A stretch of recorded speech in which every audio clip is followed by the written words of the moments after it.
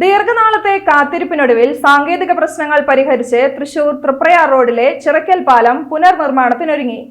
വെള്ളിയാഴ്ച രാവിലെ 10:30 പൊതുമരാമത്ത് മന്ത്രി PA മുഹമ്മദ് റിയാസ് പാലത്തിന്റെ നിർമ്മാണോദ്ഘാടനം നിർവഹിക്കും.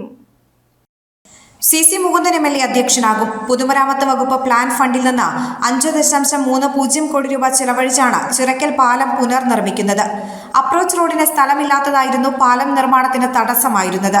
പാലത്തിന് സമീപമുള്ള പള്ളിയോട് ചേർന്ന് റോഡ് നിർമ്മിക്കാൻ ധാരണയായെങ്കിലും ആ വഴിയിൽ ജല അതോറിറ്റി പൈപ്പുകൾ സ്ഥാപിച്ചു. ജനപ്രതിനിധികളുമായി ചർച്ച ചെയ്യാതെയുള്ള ഈ നടപടിയിൽ പരക്കെ എതിർപ്പുണ്ടായിരുന്നു. ജനപ്രതിനിധികളും ബസ് ഉടമകളും നാട്ടുകാരും നടത്തിയ നിരന്തര ശ്രമത്തിനൊടുവിൽ നിലവിലുള്ള പാലത്തിന്റെ ഇടതുവശത്തുകൂടി അപ്രോച്ച് റോഡ് നിർമ്മിക്കാൻ ധാരണയായി.